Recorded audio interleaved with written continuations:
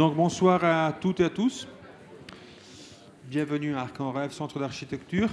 J'avais préparé un long discours, mais comme c'est fréquemment le cas aussi dans le cinéma, je l'ai un peu raccourci.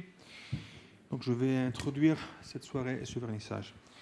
Bon, nous sommes ici réunis pour le vernissage de l'exposition L'architecture de réalité mise en scène, reconstruit Disney, exposition qui était originalement prévue pour mai 2023. Un an plus tard, nous sommes ici et je dois vous dire que pour l'association Arc en Rêve et pour son équipe, ce n'est pas du tout anodin le fait que nous soyons ici pour cette exposition. Nous pouvons donc aujourd'hui célébrer un travail très riche et très complexe que vous allez pouvoir visiter bientôt dans la galerie, qui est dû aussi aux efforts conjoints de différents facteurs, le travail constant de la part des administrateurs d'Arc en Rêve, mené par notre président François Brouat et notre trésorier Daniel Bergodieu, l'engagement et le soutien des collectivités qui accompagnent depuis très longtemps l'action d'Arc en Rêve, donc la ville de Bordeaux, Bordeaux Métropole, le ministère de la Culture, à travers la direction régionale des affaires culturelles et la région de Nouvelle-Aquitaine. Je vois d'ailleurs ici quelques membres des services, quelques élus que je tiens à remercier, Marie-Claude Noël, Stéphane Pfeiffer, Didier Jean-Jean, Laetitia Morellet et Emmanuel Maillet. Aussi, nos partenaires Aquitanis et Nucalo ont continué à nous appuyer l'an dernier et cette année, avec des nouveaux alliés que nous saluons, en particulier le fonds de dotation Quartus pour l'architecture, dont je salue le directeur Julien Pansu, qui vient de passer quelques journées ici à Bordeaux. Surtout, cette exposition se doit au travail constant, passionné, professionnel d'une équipe fabuleuse, qui est le grand patrimoine d'Arc en Rêve. Je tiens encore une fois à remercier mes collègues, ce groupe unique avec qui j'ai le privilège de collaborer depuis déjà 3 ans. La semaine prochaine, ça sera 3 ans de direction d'Arc en Rêve et ce soir, c'est la 11e exposition. Je n'oublie pas aussi quelques collègues qui nous ont quittés en cours de route, qui ont quand même collaboré à ce projet. Quelques-uns d'eux sont ici, ils savent très bien à qui je me réfère. Bon, passons à la vraie raison pour laquelle nous sommes ici ce soir. Le projet que vous allez voir, c'est un projet qui nous amène... Bon, ça, c'est une référence que quelqu'un peut-être va comprendre. Le projet de ce soir est un projet qui nous amène à explorer les mémoires personnelles et les désirs de chacun de nous. Je dis ça car dans toutes les étapes de ce projet, de l'architecture de réalité mise en scène, reconstruit Disney, chaque personne impliquée a au moins une fois présenté un souvenir, raconté une anecdote, exprimé un désir. Que ça nous plaise ou pas, Walt Disney, ou la compagnie Disney, ou Disney Corporation, font partie de la toile de fond de nos existences. Et c'est précisément le rôle pervasif de cet imaginaire qui est au cœur des intérêts et du travail de Saskia Weinstein, la commissaire de cette exposition. En 2019, Saskia, plus qu'une collègue, une amie et une vraie inspiration dans ses actions comme agitatrice intellectuelle, me demanda d'intégrer un groupe de travail autour de Disney comme urbaniste. À l'époque, ce n'était pas encore clair si ça aurait été une exposition ou quelque chose d'autre. Après peu, je quittais ce groupe en raison de l'engagement comme directeur d'Arc en Rêve. Tant mieux, donc, sans aucun souci de conflit d'intérêt. On a pu accueillir l'exposition ici, après avoir déjà été présenté en 2021 au New Institute de Rotterdam. Je ne vais pas me pencher trop longtemps sur le contenu, car Saskia Weinstein et peut-être aussi sur l'assistante Juliette Mirabito vont le faire sous peu. Mais je peux peut-être vous dire qu'il s'agit d'un double mouvement. D'un côté, comment les mémoires de son enfance et jeunesse, ainsi que les expériences de ses voyages en Europe, ont façonné pour Walt Disney un référentiel architectural qui est utilisé dans les premiers courts-métrages et dans les premiers films d'animation, et comment par la suite, ce même imaginaire architectural et urbain de la compagnie Disney, à travers les films, les parcs thématiques, les quartiers résidentiels, plus récemment les croisières et le streaming, influence nos formes de vie contemporaines. Bon, quelques critiques, surtout ceux qui aiment critiquer avant d'avoir vu les choses, me posent des questions pièges. Mais pourquoi Disney, Monsieur Galanti? Ce n'est pas vraiment de l'architecture, non?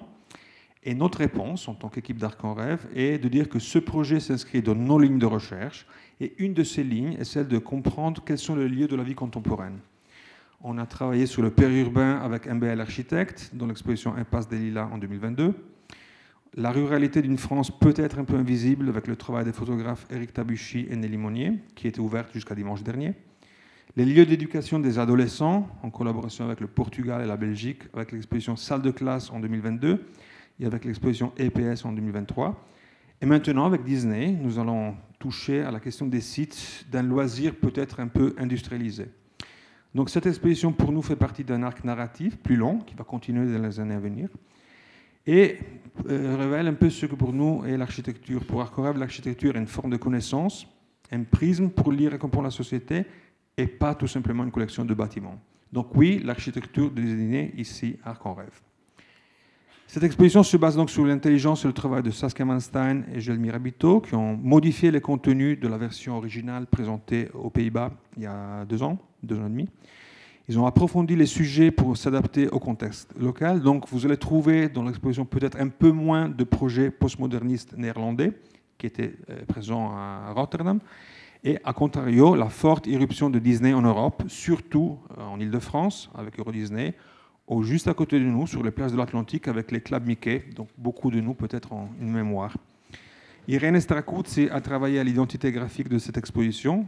La police de l'exposition a été conçue spécialement pour nous, en jonglant de manière très subtile avec notre mémoire visuelle collective de Disney. Marc Vidal avant et Eric Tordan après ont été les chefs de projet affectés à cette initiative, en orchestrant toutes les pièces d'un puzzle très complexe.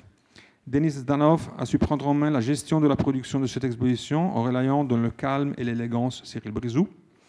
Un travail très fin de calibrage de la mise en page des textes et d'éléments visuels, qui est fondamental, comme vous allez le voir, a été possible grâce au travail de Manuel Mora et Marie-Christine Mandy. Je tiens énormément à remercier les 4 stagiaires avec nous depuis seulement quelques semaines et qui se sont investis avec enthousiasme et beaucoup de dextérité dans ce projet. Toute l'équipe leur est reconnaissante car on sait que sans leur présence, on aurait eu du mal à réussir cette prouesse collective. Merci donc à Anthony Dubo, Francesco De Pretto, Clara Aignan et Tristan Tournier. Nous espérons que le passage chez nous ne vous ait pas trop fatigué et au contraire donné le goût pour la manière très unique avec laquelle Arc-en-Rêve conçoit la médiation de l'architecture. Merci à vous d'être ici ce soir avec Arc-en-Rêve. Je vous invite aussi au prochain rendez-vous, le 25 avril, pour le vernissage de Vide de Pierre avec l'architecte chinoise Chu Tiantian. Et si vous souhaitez une escapade de l'autre côté de la frontière, entre un pincho et l'autre, vous pourrez revoir Arboretum, l'arbre comme architecture, à l'Institut d'architecture du Pays Basque, à Saint-Sébastien jusqu'en octobre. La parole à Saskia Manstein, merci beaucoup. Et je vous invite à applaudir avant et après la conférence, évidemment, Saskia.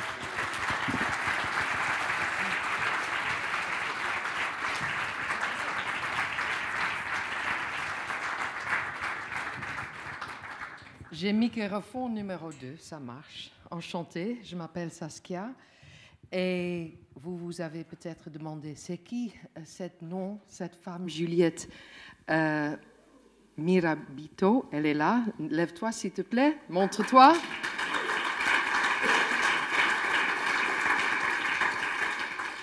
La première chose que Walt m'a dit, c'est de parler dans la langue de la nation où on va showing. Vous voyez, ça va pas aller. J'ai fréquenté l'école française de Bagdad, mais il y a tellement longtemps que je ne peux pas faire une conférence. J'aimerais parler en anglais, and you will be translated. I will speak for about 45 minutes, possibly longer if we get carried away. And I will share my interest in this particular sentence. It is by Walt Disney, Walt Elias Disney, born in 1901. And it is, the imagination is the model of which reality is built. I will not speak very fast so that the translator can do her work, but imagination is the model of which reality is created. So, let me take off the mail for that a second. I'm very sorry, but otherwise it'll keep on coming. Hop là.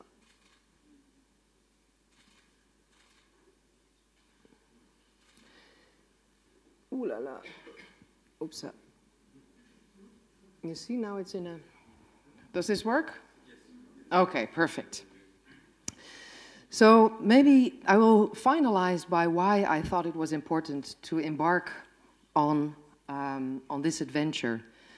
I was, in fact, influenced by Beatrice Colomina because I made the Playboy architecture exhibition. It's a little bit maybe beside the point, but if Hugh Hefner is there to maybe build the cosmopolitan man after he returned from the wars, Hugh Hefner says that this man in suburbia, the only thing he can actually do that is slightly exciting is put on the barbecue. And I thought, what is then the countermold? Who is then the father of the middle class? Who is the one sharing the stories for the families? And that's where the spark hit. Of course, these things work. You have an imagination and you start to see models or strategies or patterns, and you create your own narratives. In that week, I read that the Euro Disney, now Disneyland Paris, was going to expand by 40 hectares south because they had purchased Frozen, where you just heard the song, Pixar, Marvel, and I'm now forgetting that. Star Wars, thank you. I knew it a second ago. Thirdly, I looked it up, and it was completely fertile agricultural land. So I started to think about what is, in fact, the reason to give up land as our planetary demography is growing in order to, in fact, somehow have leisure in our economy. So this was a little bit the start. And then I take you now on a ride of a lot of slides, but bear with me. Keep this in mind. How do the stories that we share influence how we see each other, how we see the other, and how we see our environment? And the basic premises of this talk is that it has a material and it has an immaterial side. And the feedback loop, as you saw by the little lines, is an important element to keep in the back of your mind. So, Walt Elias Disney, born in December 1991, this is where he grows up. Keep this in mind. Family, father is in newspapers, so very early on he already starts to think about, he knows the notion of mediation, how to get a story across. How many of you knew that he was actually here in France in his formative years when he was 16, 17 years old? Come on. Nobody? 1, 2. Oh, that's a good start. 3. Who's fan? Any fans? The same one. Ah, come on. You don't dare? We all have a little bit of Disney love, and we love to hate as well. It was his ambition to actually become a soldier as a patriot, but he was too young to go into the army during First World War, and he, in fact, he made from the 1901, from the 1 he made a 0, and then he was old enough to become an ambulance driver in the northeast of France, and this is, in fact, where he was stationed. Another image I ask of you to remember. And this is approximately where, and thanks to the marvelous team for making the graphics, where he actually has been driving. So I hope that you see where I'm going with this. When he was 19 years old, he returned home, and he started an advertisement firm. So it all starts with 2D and just pencil and paper. And then he starts to automate the first ideas he has. He's a full autodidact. It's another strain that we are researching, the technological. We would now say he liked his gadgets. He had a nose for what was coming. He was very well informed. And this is, in fact...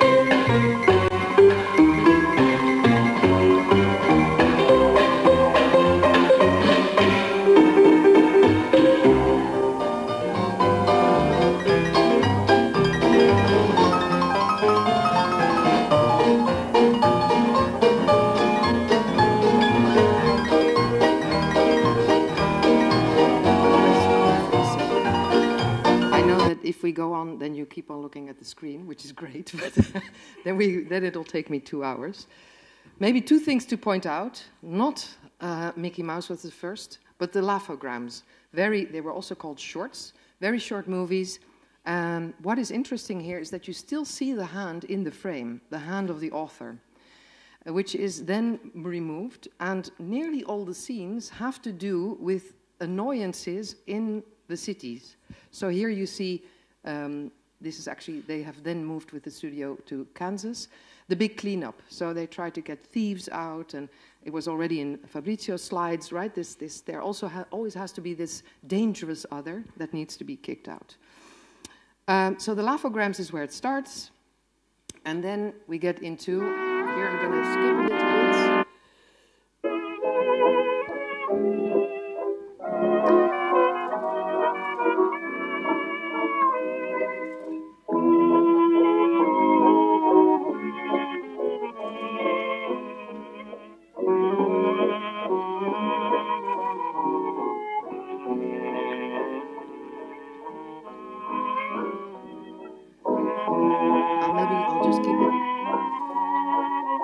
I'll keep on going, and then you can have a look, because what of course is very interesting here is that it has a live actress, and you'll see that in the second clip, surrounded by animated figures, and this is 1923, so it's exactly 100 years ago. So, to my understanding, it's the first iteration of a blue screen or a green screen. I don't know what, écran bleu ou vert, which is, I think, incredibly interesting, merging real-life interiorities with animated characters.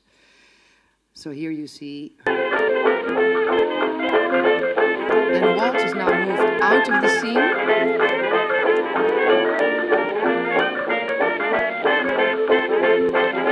I'm taking a bit more because then you get into the field.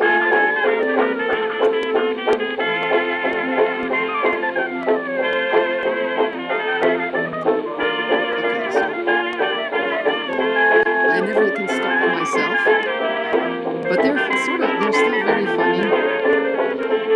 Long story short, he did not secure the rights to Oswald the Rabbit, his first character, and he did not ensure the rights to Alice in Wonderland. So to me, this is where the whole, let's say, very strong hold, if not obsessive control around copyrights stems, is that he was himself, what is a nice way to say that, betrayed.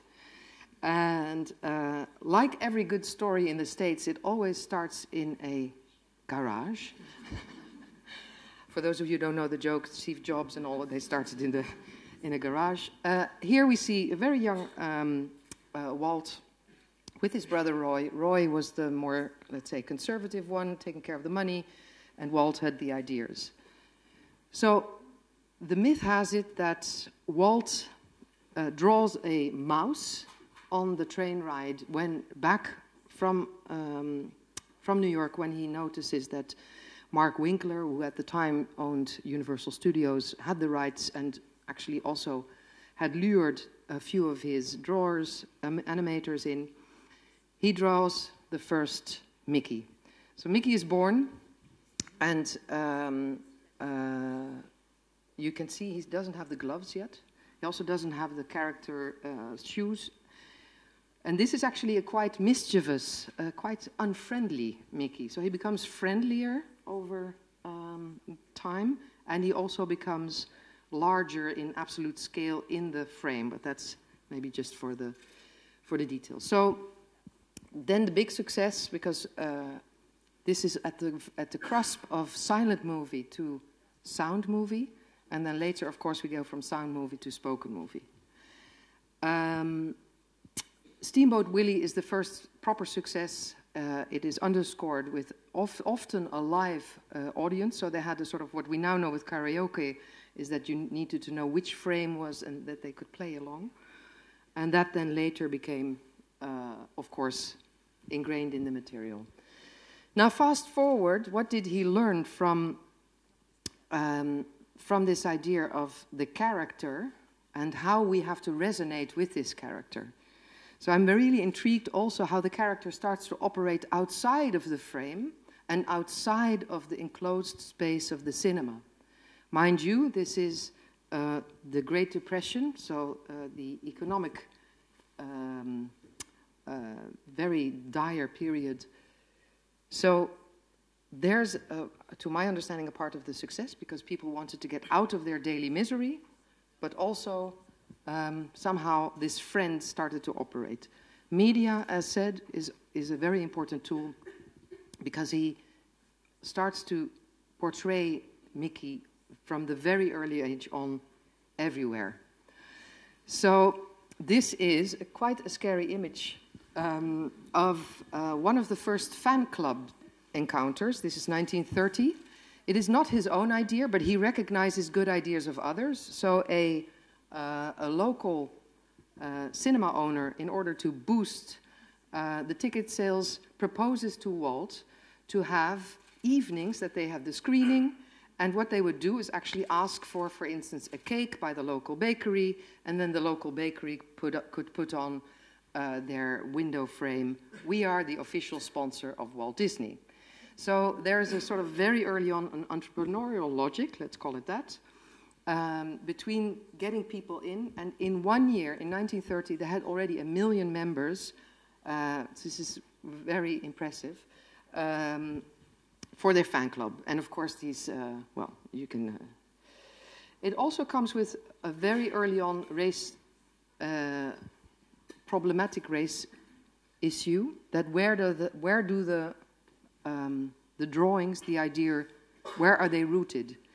And it's very well known that by now these characters actually are problematic. I'll get into that in the second part of my lecture. But this is a very early age where we see that the black minstrel is at the basis of this thinking about the character. I'll get into the racial aspect, as I mentioned, later on. A second very important innovation is the patents that he can have for 4 years in the US on Tricolor, the three-color film that gives it this very, very vibrant color. Let's see if we can jump to some. So here we see the forest waking up. And this is another strain in the Disney oeuvre, the silly symphonies. They're not so silly. They are both animated and nature films. Proper nature films come slightly later. But this idea of animating an object, animating an animal, animating teapots, is there from the very get-go. And of course, also how to understand our landscape. All these patterns will return. But the Silly Symphony was a sort of real proper artistic attempt. So less jokey, but he wanted to be seen. So I don't know who of you has Fantasia in their memory. It's apparently I won't talk a lot about drugs, but I've been told that LSD people who take it, Fantasia is really next level. Just, I'll leave it up to your own imagination if that's true. So this was my personal, so as I not to self-exoticize too much, but I grew up in Iraq, and we didn't have anything but a Super 8 film and a camera of the Clock Cleaners. And it took me up to 2 years ago to understand that, first of all, it had sound. Second of all, it was in color, because I had watched it all my youth in black and white. And it is, I'll just, maybe to point out one architectural fact, this idea of the collage, moving back and forward, appropriating things, has been there from the get-go, because of course we see Big Ben in the grid of New York here, which I find very interesting. He himself, let me just get, jump to a little bit further in.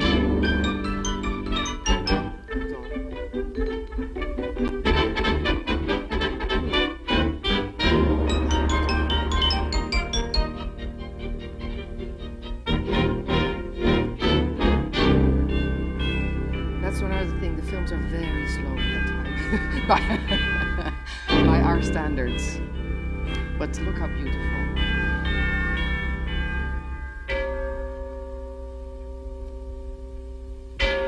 So you see actually that this idea of time gets quite literal in the early works.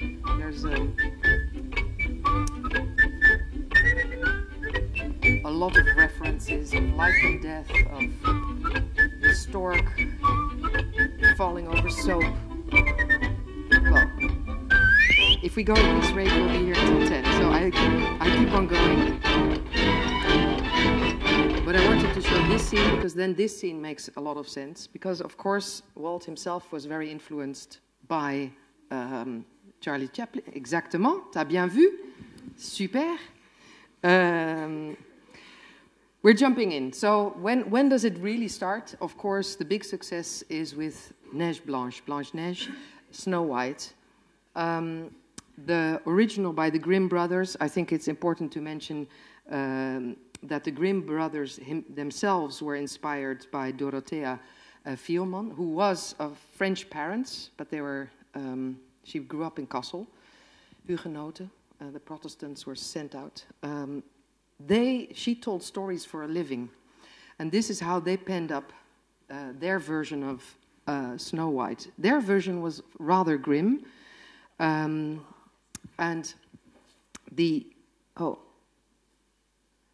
c'est trop? Are you okay? Ça va? Okay. I keep on going. So what is important to keep in mind? First, there were the silly symphony. There was Mickey. There were silly symphonies, and everything was still a little bit round. And he realized that he wanted to make a first feature film in animation. He did. It was very labor intensive, but also because he wanted to get a realistic sense of it. Because the idea was, you can look at a joke for 3 minutes or 30 seconds, but you can't look at a joke for an hour. It has to have a sense of realism. So real actresses were taken in, the people were educated, and they even filmed and then drew over the cartoons over the films. So here you see, just to make the material, we went from 2D, we went to projection. From projection, we went to overlayering of the film back to the cartoons in and of themselves. Perspectives were even introduced. And also very early on, and this is Juliette pointed that point out, this laboring body. From the very get-go, we were sort of prepared to work hard. The objects were constantly working hard, but also, of course, the female body. And often this work has to do with cleaning, it has to do with interiorities. And this is a period where the suffragettes were marching for female rights, but the Great Depression actually pushed them back into the interior of the house because the rhetoric was introduced that men needed the jobs, so women needed to stay at home. And that's how the protagonist of Snow White then sort of comes to life as a caretaker, always or very often an enchanting figure, cooking in a warm bed, cleaning. This whole idea of hygiene is being introduced. And then the men go out there to excavate mines. Yeah. It ain't no trick to get rich quick if you dig with a shovel or a pick. It's so hard to press the next one, but I will. It's been said that Disney himself was maybe not the best delineator or drawer out there, but he could impersonate all the characters. So he would play for the whole crew which kind of atmospheres he wanted in the scenes. And he also gave the falsetto voice to Mickey himself for the first 4 years. So you know the very Mickey, well, I can't do Mickey, but he could. And he could throw a party. So he really, this was framed a little before Christmas. People were spending money. And just have a look about how cute the first costumes were. You see how that obviously has evolved. And this is where it all starts with the merchandise. A pencil that is bought. The rights are given for $300 to put Mickey on a pencil, and the rest is history. But then there's a feedback loop back into reality also, where women start to wear hats and wear hair because the Snow White was so influential, and the song, sorry, the vinyl was the album of the year. One point I want to point out: I do not know who's well voiced in the discourse around voice, but to have a voice is a political position.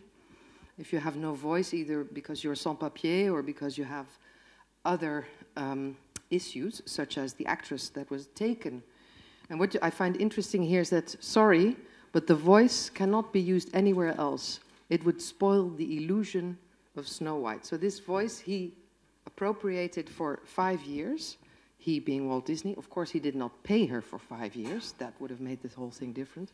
And there's a beautiful story about the woman who gave the voice to the Blanche-Neige by Pierre Huey. And then we couldn't show you this here, but please have a moment. This is in the exhibition by Pilvi Takala. And she, as dressed up as Snow White, tries to get into Euro Disney. But then she's told she's not the real Snow White. Well, you get the gist of it. I'm going to speed up a little bit because we still have to get into contemporary, and we are only in 1940. This was, again, constantly, Walt was also looking, so the popular success was one thing, but he was also looking for acknowledgement in a more intellectual and artistic milieu.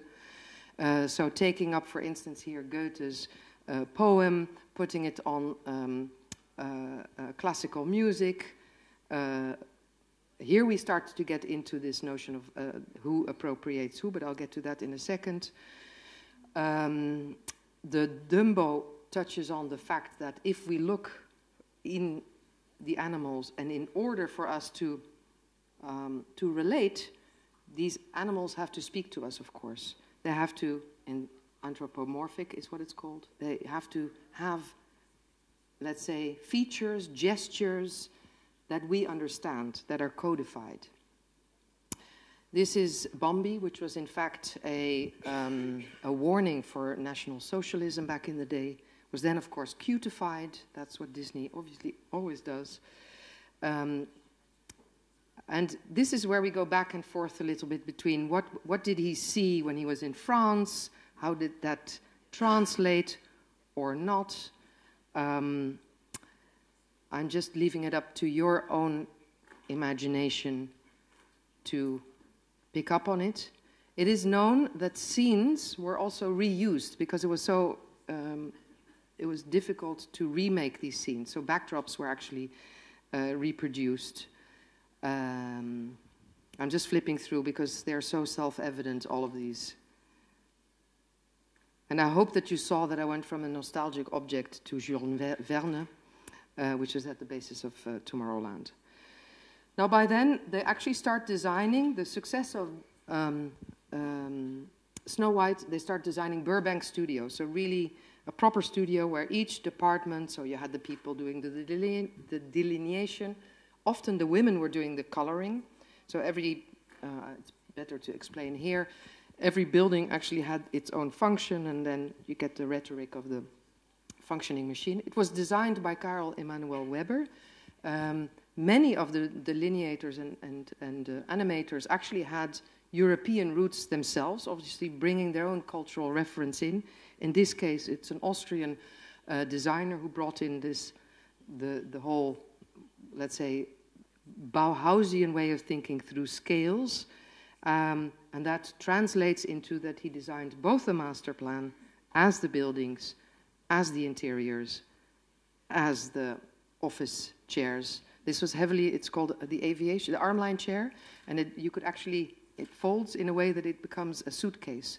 And it's informed by, of course, the technology that aviation brought in, all the way to the font. Okay, well, that's what it looked like. Then the first strike, so he really liked to see himself as a father of the family. By then, already 700 people were working there, so there was also a very unequal pay, not only between genders, but also between departments. So the staff started a strike. The Burbank was over budget, and of course, we've arrived in the Second World War, when the dissemination of the films in the European context couldn't be screened. So they are nearing bankruptcy when the US government asks them to start making propaganda. This is very straightforward. You see that Donald is actually caught in a dream, a nightmare, and through that you'll see in the show that there are many of these examples that they somehow wanted to create a common sense in the understanding of the war, creating patriotism, creating an environment, because there were not so many people eager to get involved in the Second World War. So to boost this notion of patriotism, these played a crucial role. And this is also quite a well-kept secret, that they even, in order to make it more lucrative for children, had a little gas mask. Well, this is what I meant: share your car, share your wages, say your savings. Well, another line is, in fact, that the educational and, let's say, slightly pedagogic, the characters were used in order, in this case, to warn against malaria. So I'm just, I'm again a problematic image, but I feel it needs to be said out loud. This one is not ever shown. You know that the big business model of Disney is the remake. This is Song of the South. Zippity-doo-dah, zippity-day. You might know the song. It received an Oscar, as did the first African-American artist who played Uncle Remus. But of course, to portray an enslaved man in a way that is happily living was already very problematic in 1947. So they took it out of, even though it was very successful. So you see here an attempt of Disney to rewrite history, and he will have many of those. There's another stereotype going on there, but we need the sound. I told you about the strike in 41. He actually was part of the McCarthy trial, so the Red Scare it was called, the hunt for communists. And he betrayed two people in his team that he felt that had betrayed him during the strike. Actually, they just also wanted to unionize. And here you see how the media starts to, the communists try to capture Mickey. So there's even that. But there's also a file on Disney himself. Unfortunately, it's not open yet, but this is by the FBI, and it's literally, it's now blacked out. It is online, I found it. Okay, moving on. We're still doing okay? Yeah? Okay, cool. So, just to sort of recap, advertisement, film becomes drawing, drawing becomes ambition to take those worlds into the real world. And here we see Walt in his own garden, because he bought a little train that he saw at the Chicago Railroad Fair. He had a very strong, as many, appreciation for all sorts of mobility and trains in particular. And that actually started the idea of, hey, maybe I should literally build a park. He went to visit many places, but of course Coney Island was considered vulgar. The money of the remakes, I should say, of Pinocchio, Fantasia, and Bambi after the war, and then Cinderella, enabled him to start this park. He does a European tour. Here you see him in front of the Matterhorn. This is actually I should have looked for a picture of the French audience. I'm very sorry, but those of you old enough to remember the old Schiphol, and it's a nearly similar flag. You can still see red, white, blue. He comes and does a tour in Europe to meet all the actresses that gave voice to Snow White as a thank you. And then he also visits Tivoli Gardens in Denmark, one of the second oldest theme park. And that's the moment where he conceived this idea of making the park in and of himself. He doesn't have the funding for it, but then he offers ABC, they now actually own ABC, that's the American Broadcasting Company, to make a television show of the making of Disneyland in order to gain $500,000 to purchase a former orange orchard to start the whole project. So here you see Disney nearly like I would say that this is nearly like an architect professor using the imagery to steer the story. And here you see, of course, the main street explained one more time. The scale of the drawings grows bigger and bigger. I don't know if I have the Epcot one in here, but there's literally the drawings getting bigger. Then, of course, the artist impression is extremely important to get people involved, and the dissemination of the idea. So this is in Life magazine. And one thing that is important to share when we talk about mediation and television is the fact that he, of course, by sharing these stories, made people curious for the park. And once you arrived in the park, then the environment would somehow look familiar. Then, another aspect that was very clever is all these buildings are built in a very small scale, but they work with the perspective and a gradient in color. So they look monumental, but they feel somehow sheltering on a bodily level. So that's incredibly, well, smart, or we can use stronger words, but this is the orchard, this is the plan.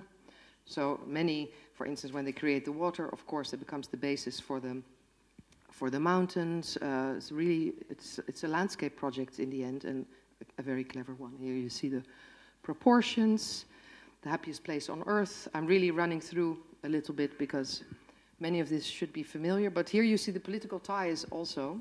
So you see Reagan, a very young one, and Nixon opening the park, Reagan being the reporter. And this is also the moment where the grand schemes start to pop up. So how do things relate? And of course, this is where Walt is the father of the family, and everything is correlated. From the first moments on, there's also how to behave, what to wear, what to say, what to not say.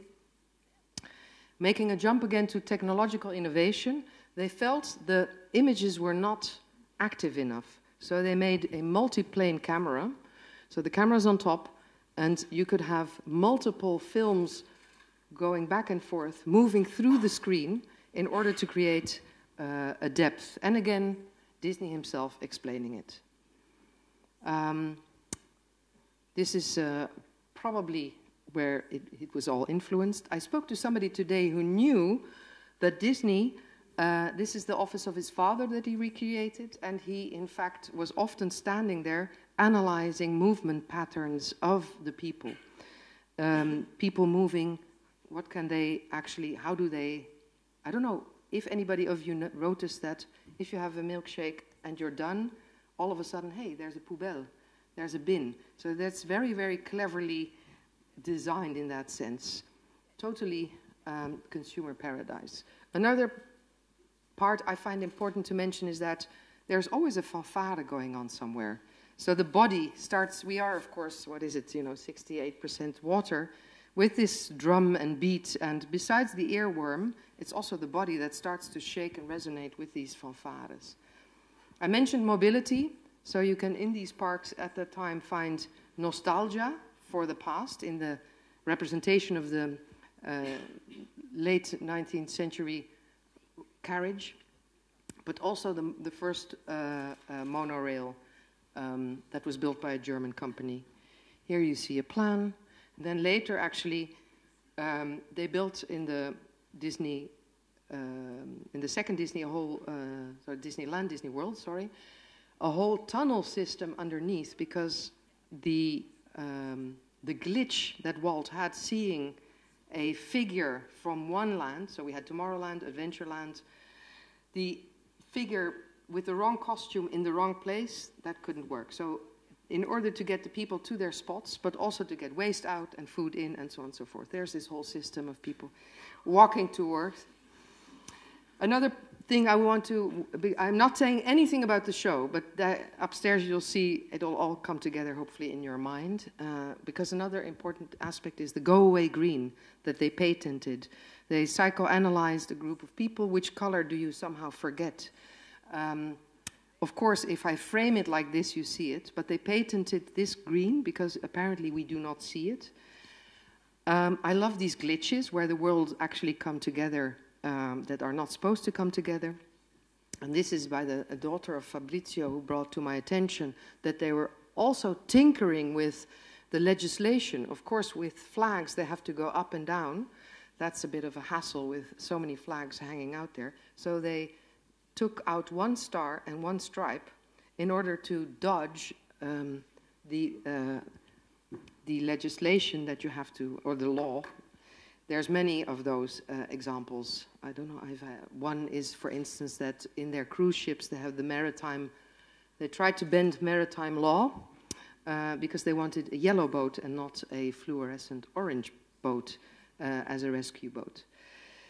I thought to connect it to the French, maybe not in the nicest possible manner, but the French colonized Morocco.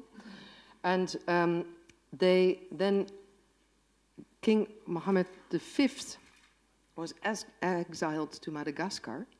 In the meantime, the US had asked the French if they could build several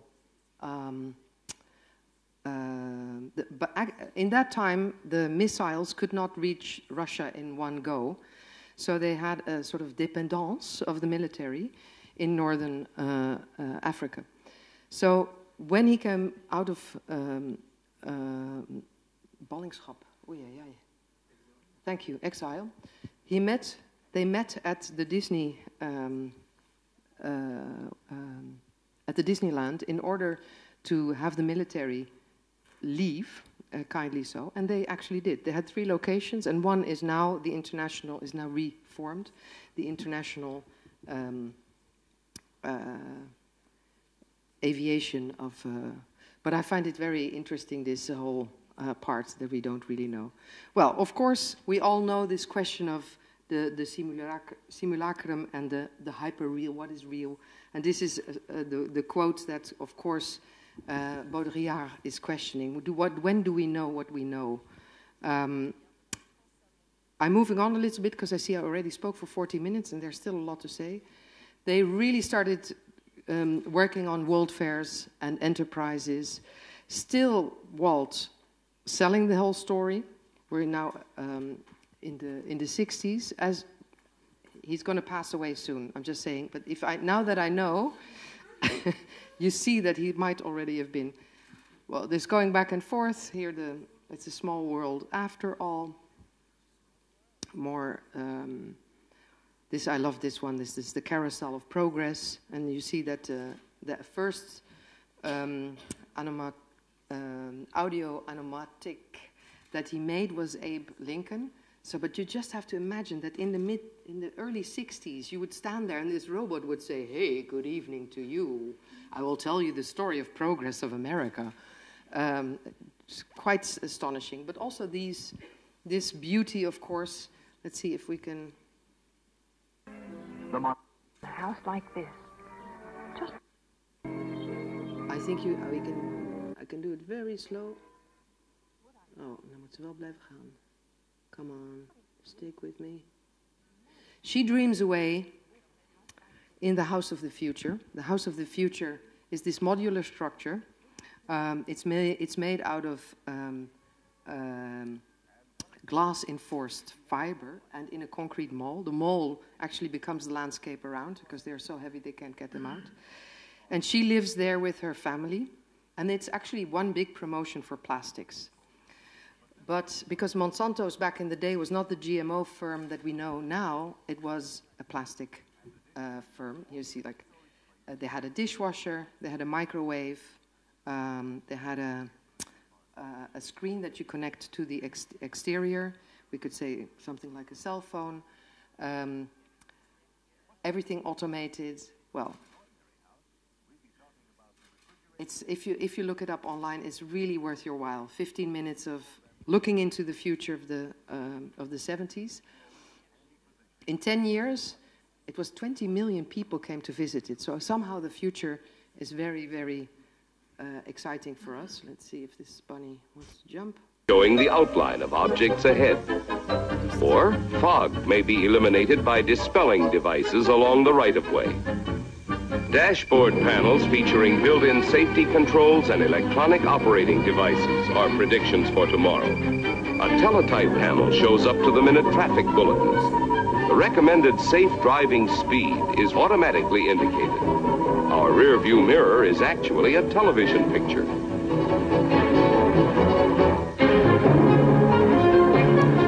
So this magic highway... Airborne emergency units would combine police, fire, So much for the and self-driving ambulance car. services. So why did I put this in here is that maybe to show that, in fact, Disney also prepared us for a future. So it's not only this nostalgia, but it is also this future that he was close to NASA. Some say that he even, with this, he never made it when the first man came onto the moon, but very much geared towards producing this future. And producing this future was also fundamental for the Epcot Center.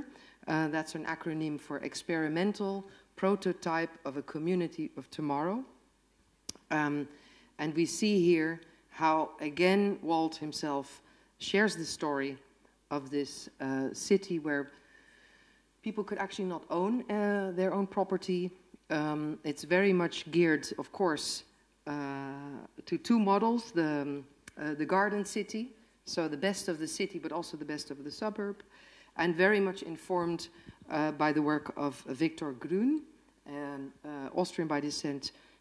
People know him as the father of the mall, so this idea of the shopping mall, mobility, I think were fundamental. This is the father of the mall. I told you about how the maps get larger and larger and Walt gets smaller and smaller. But this is, of course, like, well, you get the gist of it. He wanted the lessons learned from the parks to start to operate in real life. And then very short after his diagnosis with lung cancer, he passed away.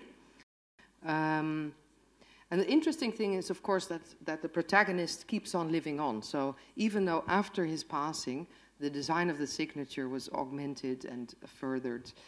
So he leaves his brother Roy with the Epcot unfinished. We have the marvelous drawings of Carlos Denis in the exhibition. He had a helicopter at his disposal. He worked on them for months on end. And the collateral for the investment in Epcot Center was a 19th century Haussmannian, is that a word? It now is. And of course, influenced by Wagner's Großstadt. So this idea of having one investment with residential area and then paid back for the investment of something a bit more experimental. Well, I'm sure you all know Celebration Town. The first idea was already born in the era of Walt, where he wanted, again, to have this safe environment that you could feel as well in real life as in the parks. Well, one small project I will look at that is in the exhibition is by Oscar Johansson, an architect and researcher. He looks at the, let's say, terraforming that Disney uses in order to create a destination, and you start already in the hole and you never actually leave your bubble of the Disney Island. And it all starts with this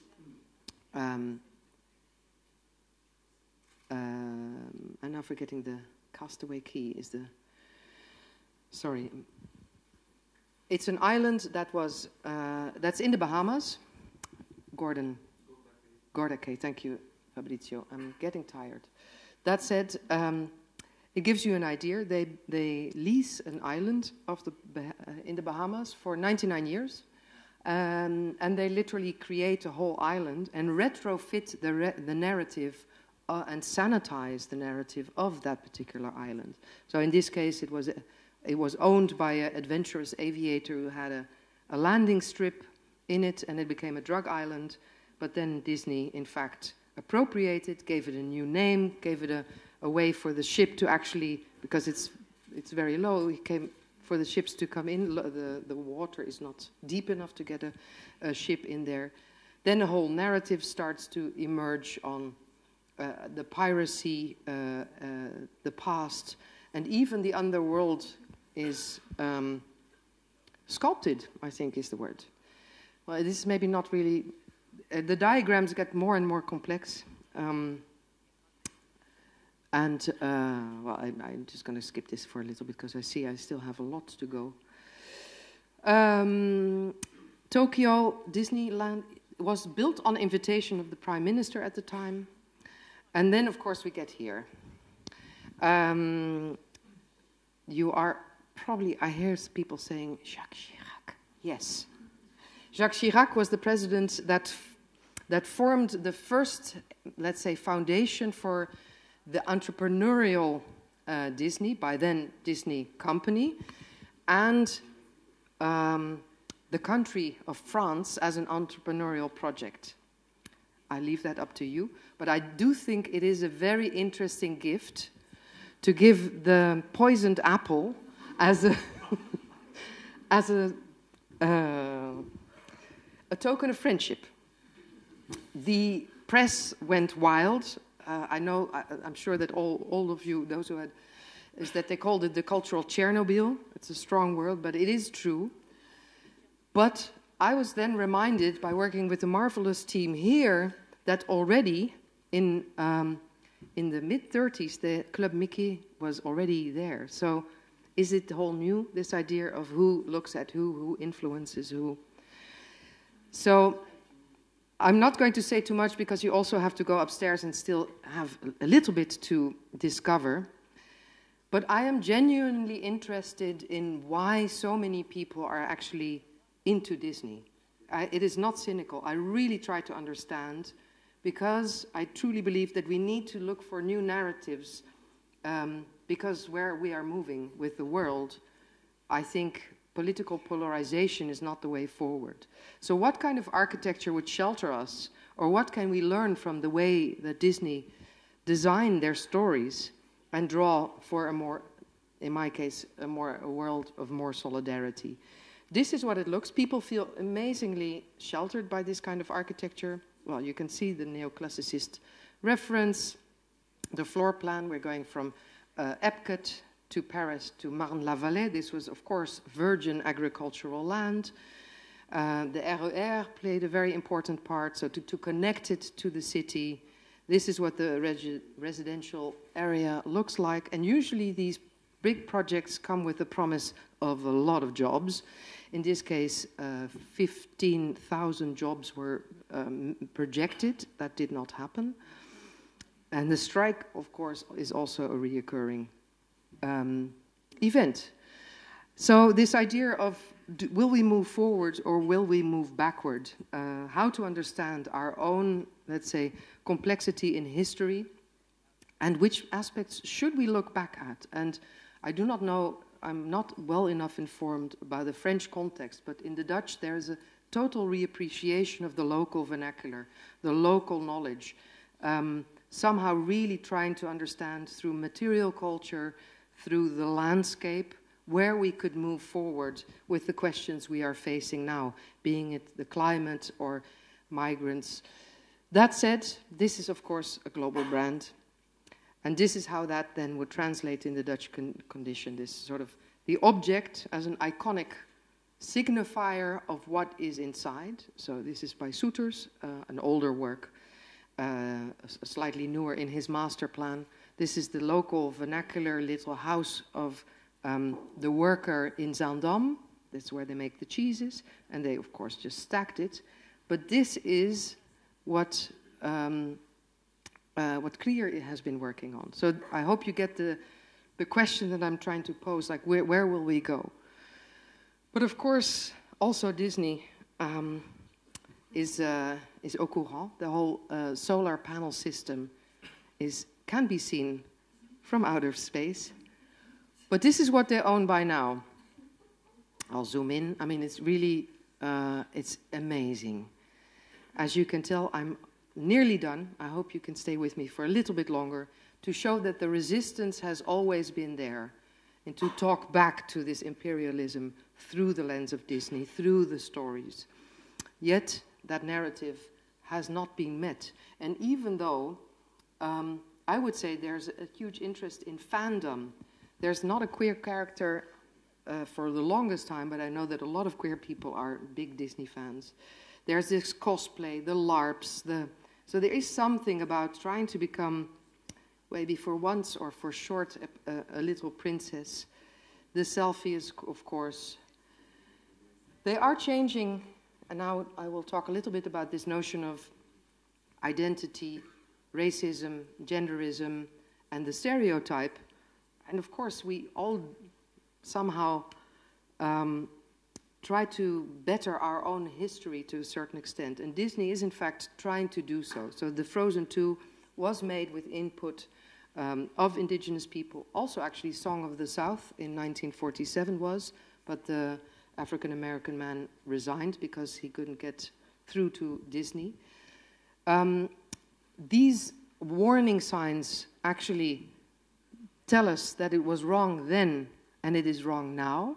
So they keep the films, in this case in Disney Plus, to remind us that we need to open up the conversation on otherness. So how can we bridge differences? And the remakes stop somehow. Pocahontas was never remade. There's a very strange feedback loop also in the characters, in this case the Middle East, and that when the bombing of Syria was going on, that actually the character of Aladdin was used to counter the narrative and somehow evoke a sense of interaction or connection to show that I am just also another human being. It also pans out into which animals are portrayed on top. And I'm nearly moving towards the end of my presentation because I want to finalize a little bit around this idea of we're moving towards the filter, towards the digital, towards what does it mean that the features of Aladdin, I told you I grew up in Baghdad, he doesn't look like this, that the influence that they used Tom Cruise as a backdrop, of course, talks back to he is presented as whiter. But the Mulan actress, for instance, evoked huge rages because she somehow tried to justify or to condone, I should say, the demonstrations of the people of Hong Kong. The Pixar tried to portray the first real black character, but then turns it into a fat cat in 9 minutes.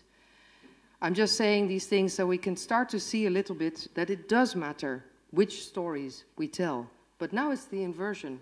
Ron DeSantis actually said Disney was too woke.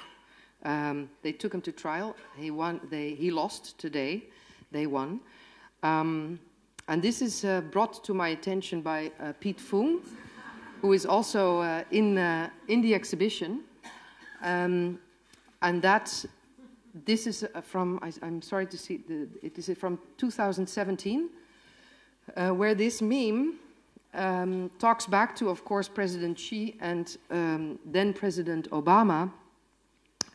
This was so influential that the Chinese government censored for a while, they're watering it down now, but censored Winnie the Pooh.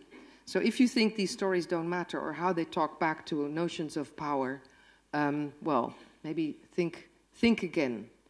The exhibition looks at what kind of future does Disney have in store for us. We look at the patents with Disney Plus running into our interior. And here you see, like in 2 years, they have 18% of the market of all streaming services. They are sanitizing the image of their main protagonist, Walt Disney, because he was a chain smoker, and you can tell that there used to be a cigarette in his fingers, but no longer is. I'm returning to where I started. It does make a difference which stories we tell and what kind of leisure is at the heart of our economy, and which kind of communities we imagine and we are somehow nudged towards. Returning to where I started, Disneyland Paris extended with Marvel, Frozen, and Star Wars are buying up startups on VR, AI, and this is the artist's impression of the fertile land on the south side of the park at the moment. And why that matters is that I think it does make a difference if we cannot tell if this is a real woman or not. That a bunch of pixels, I'm sure you read also that the chatbot conversation and the scenario writers caused another strike. I didn't put it in here, but Actors could be next. You scan the body and you can reproduce them endlessly.